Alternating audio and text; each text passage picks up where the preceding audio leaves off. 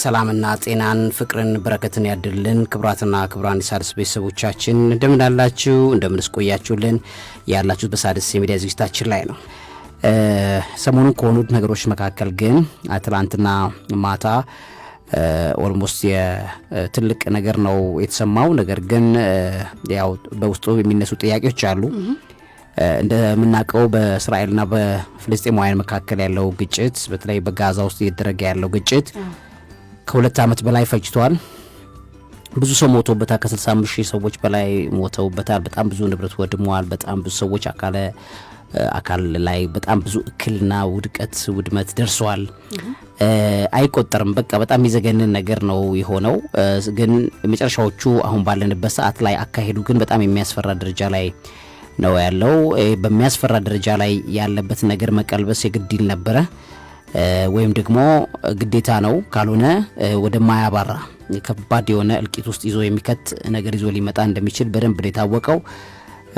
ባለፈውም እስራኤል በኳታር ላይ ድብደባ ከፈጸመች በኋላ በጣም ነው የአረብ ዓለማት በጣም በከፍተኛ ቁጣ ነው በዚህ ጉዳይ ላይ ያላቸው ነገር የገለጹት። የስሜት ፖለቲካ እንዳለበት በደንብ ያስታውቃል። ለዚህም ፕሬዚዳንት ኔታንያሁ ትላንትና ይቅርታ ጠይቀዋል ለአረብ ሀገራትም ኳታርን በተለይ እንትኑ ትክክል እንዳልሆነ አካሄዱ ትክክል እንዳልሆነ በግልጽ ያሳያል። እና ያ በመሆኑ የተነሳ እንደውም የአረብ ሀገራት በአንድ ላይ እንዲዋቀሩና እንዲሰባሰቡ እንዳደረጋቸው ይታያል። እሱ ብቻ አይደለም፣ የሱኒና የሺያ ኢስላም እምነት ተከታዮችም ወደ አንድ መድረክ የተሰባሰቡበት ነገርየው በጣም ጠንካራ እርምጃ ሊመጣ የሚችልበት ነገር እንደሆነ በግልጽ የታየበት ነው። በዚህም የተነሳ እንግዲህ ቀጣይ የሚሄደው ነገር መቋጫ ካልተገኘበት በቀር ይዞት የሚመጣው ነገር በቀላሉ ማይመለስ እንደሆነ በደንብ ኔታንያሁ እንደገባቸው ያስታውቃል። ስለዚህ የአረብ ሀገራቱ እነ ኳታርና ዩናይትድ አረብ ኤሚሬትስን ጨምሮ ሳውዲ አረቢያን ሌሎችንም ጨምሮ ፓኪስታን ሌሎችም በዚህ ላይ ተሳትፈዋል። እንግዲህ በዚህ በኒውዮርክ ሲቲ ውስጥ እየተከናወነ ያለው ዓለም አቀፉ የተባበሩት መንግስታት ጠቅላላ ጉባኤ ላይ አጋጣሚውን በመጠቀም በጣም በርካታ ነገሮች ናቸው እዛ ላይ እንዲፈጸሙ የሆኑት። ከዚህ አንጻር ከሆኑት ነገሮች መካከል አንደኛው በተለይ የጋዛ በፍልስጤማውያን አስተዳደር ወይም ፓለስቲኒያን ኦቶሪቲ በሚባል ተቋም ስር እንዲተዳደር ሲቪሊያን የሆነ ኦልሞስት ምንም አይነት ወታደራዊ አካል ያልሆነ አካል እንዲያስተዳድረው ጋዛን ኦልሞስት በጣም እንትኑ ጉዳዩ እንደቀላል የሚታይ አይነት አይደለም። ስለዚህ ይሄንን ነገር መሰረት ተደርጎ የመጡ ነገሮች አሉ። እሱ ምንድነው? አሁን ትላንትና የሚሆነው ቀጥሎስ ደግሞ የሚሆኑት ነገሮች ምንድናቸው? እዛ ውስጥ ደግሞ ሌላ ሲክሬት ፕሮጀክት አለ። እሱንም ምንድነው የሚለውን ቀጥለን መተን እንመለከታለን።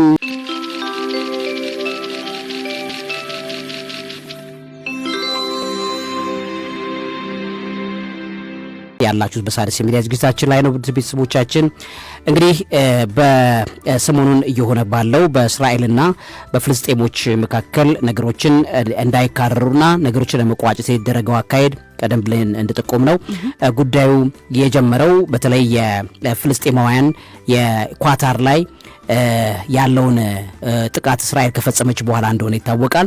የኳታሩን ጥቃት በተመለከተ ከፍተኛ የአረብ ሀገራትን ወደ አንድ ያሰባሰበ ነው ቀደም ብለን እንዳልነው። ስለዚህም ከዚህ በተባበሩት መንግስታት ጠቅላላ ጉባኤ ላይ እዚህ ጋር ከአረቡ ዓለም ላይ የተውጣጡት እንደገና ሙስሊም ሊደርስ እና አረብ ሊደርስ ነው የሚባሉት እነዚህ ተሰባስበው አንድ የሆነ ኮሚቴ አዋቅረዋል ማለት ነው። ይሄም ኮሚቴ ኦልሞስት የቦርድ ነው፣ ፒስ ቦርድ ወይም የሚል ነው ወይም የሰላም ቦርድ የሚል ነው ያቋቋሙት። ስለዚህ ያን ካቋቋሙ በኋላ በፕሬዚዳንት ትራምፕ ጋር ዲል አድርገዋል። ይሄ ጉዳይ ትላንትና ከፕሬዚዳንት ትራምፕና ኔታንያሁ ጋር ከማለቁ አስቀድሞ በሁለቱ ሰዎች መካከል ከፍተኛ የሆኑ ንግግሮች ነበሩ። እዚህ ቦታ ላይ እንግዲህ የፍልስጤማውያን አስተዳደር እንዳይመሰረት ለማድረግ የሚፈልጉ እስራኤላውያን ፖለቲከኞች እንዳሉ ይታወቃሉ። ዛሬም ትላንትና ፕሬዚዳንት ኔታንያሁ አይ ሰፖርት ዩር ፕላን የሚለውን ነገር ለትራምፕ ከተናገሩ በኋላ ያን እቅድህን እደግፋለሁ የሚለው ነገር እንዳበሳጫቸው በእስራኤል ውስጥ ያሉ ተቃዋሚ ፓርቲዎች በትክክል ነው የተናገሩት። ምክንያቱም እዛ ውስጥ ያሉ በጣም አክራሪ ቀኝ ዘመም የሚባሉ የራሱ የኔታንያሁ ፓርቲ በራሱ ጠንካራ የሚባል ፓርቲ ነው። ፓርቲው ራሱ የሚፈልገው ፍልስጤማውያን አስተዳደር በሚለው እንደዚህ አይነት አካሄድ አይደለም የሚፈልገው። ከተቻለ እስራኤል ሙሉ ቦታውን ብትይዘው ነው የሚፈልጉት። ስለዚህ ብዙ ሰው ደም ተከፍሏል፣ ብዙ ሰዎች ሞተውበታል። ስለዚህ እንዴት አድርገን ወደ ኋላ ሪትሪት የምናደርገው የሚለው ነገር ጫፍ ላይ በደረስንበት ሰዓት ላይ የሚለው ነገር እየተሰማ ነው ያለው ማለት ነው። ሌሎች እስራኤላውያን ግን የሚፈልጉት ሆስቴጃችንን ብቻ መልሱልን፣ የተያዙትን ሰዎች ብቻ መልሱልን፣ ጦርነቱን አቁሙት፣ በቃ እኛ ሰላም እንፈልጋለን የሚሉ እስራኤላውያን በብዛት እንዳሉ ይታወቃል። ግን ፖለቲከኞቹ ቀኝ ዘመሞቹ በተለይ አክራሪነት ያላቸው በተስፋይቱ ምድር ላይ ያላቸው ተስፋ በጣም ብዙ የሆነ እንደገናም ደግሞ የሚፈልጓቸው ነገሮች ብዙ የሆኑ ሰዎች ናቸው። እነዚህ የሚፈልጉት አካሄድ ግልጽና ግልጽ ሆነዋል ማለት ነውና ይሄ ባለበት ሁኔታ ላይ አሁን በእስራኤል እና በአሜሪካ መካከል በተለይ ኔታንያሁና ፕሬዚዳንት ትራምፕ የተስማሙት ዋናው ቤዚክ ስምምነት መሰረት የሚያደርገው 21 ነጥቦችን ነው ለድርድር እንዲቀርቡ ይደረገው። በ21 ነጥቦቹ ላይ 20ውን ያክል እንግዲህ ኔታንያሁ ተስማምተዋል። አንዱን ያልተስማሙት ምናልባት ሊሆን የሚችለው አልተነገረም በዝርዝር ምናልባት ሊሆን የሚችለው ግን የዌስት ባንክን ተመልክቶ አኔክስ ለማድረግ ወይም ደግሞ ለመጠቅለል እስራኤል ጉጉት ወይም የዌስት ባንክ መስፋፋት የሚባል የቤት ስራ ምናምን የቤት ግንባታዎች ሌሎችም መስፋፋዮች እንዳሉ ይታወቃል። እዛ ቦታ ላይ ያን ነገር አልፈቅድም የሚለው የፕሬዚዳንት ትራምፕ ንግግር እንዳለ ይታወቃል። ያ ከሆነ አካባቢውን ወደ ላቀ ጦርነት ይዞት ሊገባ ይችላል የሚልና ያንን አኔክስ የማድረግ ነገር ከቀጠለ ደግሞ በተለይ የዶም ኦፍ ሮክ ይሄ የብጫው ጉልላት ያለው ቤት የአላቅሳ መስጊዱ ጋር የተያያዘ ብዙ ነገሮች ተያይዞ ሊመጡ የሚችሉ ነገሮች አካባቢውን ወደ ኬኦስ ይዞት ሊገባ ይችላል የሚል ከባድ ፍራቻ አለ።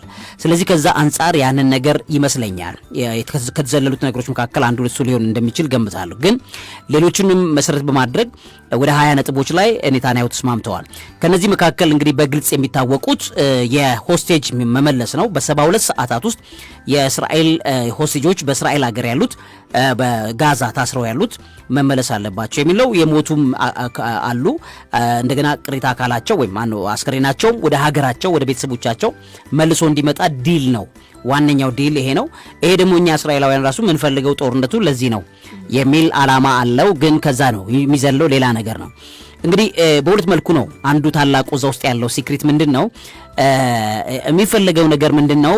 አንድ ፊዚካሊ በአካል ጋዛን በደንብ አድርጎ መያዝ፣ ካልሆነ ደግሞ በስትራቴጂ ወይም በፎልስ ፍላግ ጋዛን መያዝ ይቻላል። ለዚህ የሚሆነው ለምሳሌ ምን ማለት ነው? ለጋዛ አስተዳደር አሁን ሐማስ እዛ ቦታ ላይ ምንም አይነት አክቲቭ እንዳይሆን ማድረግ ነው። ይሄንን የፈለጉት በጠቅላላ የአረብ ሀገራቱም የአረብ መሪዎችም ይሄን ነገር ላይ ተስማምተዋል። ጋዛን ትጥቅ ለማስፈታት ማለት ነው። የማነው ሐማስን ለማስፈታት ከዛ በኋላ ሚሊተሪ የሚባል ምንም አይነት ዲሚሊታራይዝ ማድረግ፣ ጋዛን የጦር መሳሪያ የሚባል ነገር የሌለበት ሲቪል ኤሪያ ማድረግ። ያን ነገር በማድረግ ሂደት ላይ የሲቪል መንግስት ወይም የሲቪል አስተዳደር ያው የሚባለው ኦቶሪቲ ነው የሚባለው፣ መንግስት አይባልም። መንግስት ከሆነ ኦልሞስት ራሱን የቻለ ሀገር ስለሆነ ማለት ነው። ግን ስላልሆነ እስካሁን ድረስ ሰፖርት ያደርጋሉ፣ ምዕራባውያኑ ደግፈውታል እንጂ ፍልስጤም የሚባል ሀገር የለም። ስለዚህ ምን ማለት ነው? ይሄንን ነገር በኦቶሪቲ ወይም ፓለስቲኒያን ኦቶሪቲ ወይም ፍልስጤማውያን አስተዳደር ነው የሚባለው። አስተዳደሩ የሚመራው በነማን ነው የሚለው ነው። አሁን ነጥቡ እሱ ጋር ነው ያለው። ስለዚህ ጦርነቱን በጦርነት ጋዛን ከመቆጣጠር በሰዎች መቆጣጠር ይቻላል የሚል በጣም አደገኛ ስልት ነው። ያ ስልት ምንድነው? የተውጣጡት ከየቦታው ላይ ተውጣጡ የሚመጡ በተለይ ከዚህ ቀደም በግብጽ በስደት ላይ ያሉም ጭምር በግብጽ ውስጥ ነጋዴዎች የሆኑ ፍልስጤማውያን ግብጽ ውስጥ ሌሎችም አረብ ሀገራት ላይም ኢንፍሉዌንሻል የሆኑ ግን ፍሬንድሊ ከእስራኤል ጋር በጣም ፍሬንድሊ የሆኑ ምን ማለት ነው? ኢቭን ደብል ኤጀንትም ሊሆኑ ሁሉ ይችላሉ ማለት ነው። ወደ ሁለቱም ቦታ የሚሰሩ አካላት ሊሆኑ ይችላሉ። ዋነኛው ነገር ተዋዶ ተስማምቶ መኖር ከሆነና የእስራኤልን የበላይነት በአካባቢ ላይ ያላትን ጉልበት መቀበል መቻል ያለባቸው አካላት መሆን አለባቸው። ስለዚህ ሀገሪቱ ጉልበት አላት፣ በዛ ቦታ ላይ ኢንፍሉዌንስ አላት፣ ጉልበት አላት ከሆነ ያንን ነገር ተቀብለው ሰሚት አድርገው ጋዛ ኦልሞስት የእስራኤል ራሱን የቻለ አስተዳደር ያለው ግን የእስራኤል አካል ስለዚህ ያ በሆነበት መጠን ያክል ሙሉ ለሙሉ በሂደትና በጣም ሂደት በጠበቀ መልኩ የእስራኤል ሙሉ ለሙሉ የምትፈልገውን አስተዳደር ጋዛ ውስጥ ይዛ መግባት ትችላለች። ያ አሁን ስቲል ሰፖርት የሚደረጉት በእስራኤል ነው። ብዙ ነገር በጀትም ምንም በጦርነቱ ሰዓትም ከዛም በፊት በነበረው የእስራኤል በጀት ብዙ ነው ያለው። መብራትም ምንም ከእስራኤል የሚሄድ እንደሆነ ይታወቃል። ስለዚህ ፍልስጤማውያን በዛው ባሉበት ሆነው ነገር ግን ከእስራኤል ጋር ተዋደውና ተስማምተው የመኖር ምን ማለት ነው ሳትወጂ በግድሽ ተስማምተሽ መኖር የሚለው ነገር ማለት ነው። በዚህ አይነት አካሄድ እንግዲህ እስራኤል ውስጥ እንደምናየው በጣም ብዙ አረቦች አሉ አሁንም የሚኖሩ ዌስት ባንክ አካባቢ ላይ ያለው አንጻራዊ ሰላም ያለበት ዋነኛው ምክንያት በዚህ አይነት ነገር የሚመሩ አካላት የሚበዙበት ነው። ጽንፈኝነት ያለበት ቦታ አለ። ልክ ነው። አክራሪዎች እዛ ውስጥ አሉ። ፍልስጤም መንግስት ሊመሰረት ይገባል የሚለው ለዛም የሚሆነው ነገር ከነሱ መካከል ሐማስ አንዱ እንደሆነ ይታወቃል። ሌሎችም የሐማስ አንድ ራሱን የቻለ ብርጌድም አለ። ይሄም ራሱን የቻለ አንድምታ እንዳለው ይታወቃል። እነዚህ ነገሮች ሁሉ ጋዛ ራሱን የቻለ የፍልስጤማውያን መንግስት እንዲመሰረት ለብዙ አመታት ሲታገሉ ወይም ሲለፉ ወይም ደግሞ ሰዎችንም ደም እያስከፈሉም እነሱም ደም እየከፈሉ ብዙ የቆዩ አካላት እንዳሉ ይታወቃል። እስራኤል ደግሞ ይሄ የሚሆነው በመቃብሬ ላይ ነው። ያ ማለት አይሆንም፣ በፍጹም ሊሆን አይችልም። የፍልስጤም የሚባል መንግስት ጎረቤቴ ላይ መሰረትም ነው። ስለዚህ ያ የፍልስጤም አስተዳደር ሆኖ በእስራኤል አጠቃላይ ሲስተም ውስጥ ኮንትሮልድ የሆነ የሚሰሩትም የሚያደርጉትም አሁን ወደ ስልጣን ላይ እየመጡ ያሉት የተመለመሉት ወደ ኦቶሪቲው ወደ ትራንዚሽናል መንግስት ሲቪሊያን ናቸው። በጣም ብዙ የተማሩ ያነበቡ ሁሉ አሉበት፣ ግን ፍሬንድሊ ናቸው። ከእስራኤል ጋር ፍሬንድሊ ሆኖ የተስማምቶ ለመኖር ዝግጅት ያላቸው አይነት አካላት ናቸው። ስለዚህ በዚህ አይነት ደረጃ ላይ ሲታይ አሁን ያለው አካሄድ ምናልባትም የተስፋ ጭላንጭል ሊያሳይ ይችላል። ነገር ግን እንደነ ሐማስ ያሉ ቡድኖች አሁንም አክራሪ ቡድኖች እንደሆኑ መታወቅ መቻል አለበት። ለምሳሌ በትላንትናው ጋዜጣዊ መግለጫ ላይ ፕሬዚዳንት ትራምፕ ያው መጨረሻ ከጋዜጠኞች ምንም አይነት ጥያቄም መልስም አልተቀበሉም። እንደሚታወቀው ሁለቱም ፕሬዚዳንት ትራምፕም ኔታንያሁን በግልጽ በቃ ዋን ዌይ ነው ሐሳባቸውን የሰነዘሩት። ኔታንያሁ እንደተናገሩት ይሄን ነገር በ72 ሰዓታት ውስጥ መፈጸም ካልተቻለ እኛ እንገባበታለን ማለት እኛ እናስፈጽመዋለን የሚለው ንግግር አሁንም ሚዛን የደፋ ንግግር ነው። ምክንያቱም ሐማስ ይሄን ተቀብሎ የማያረግ ሆነ ሐማስ እስካሁን የተስማማው ወይም ደግሞ በቴብል ላይ ቁጭ ብለው አይደለም የተስማሙት፣ ሐማስን ለማስፈታት ነው። በቃ ማለት ሐማስ በሌለበት የሚደረግ ስምምነት ነው። ስለዚህ ምንድነው ሐማስ ሽብር ቡድን ነው እንደሚታወቀው በምዕራባውያን የተመደበው እንደ ሽብር ቡድን ነው።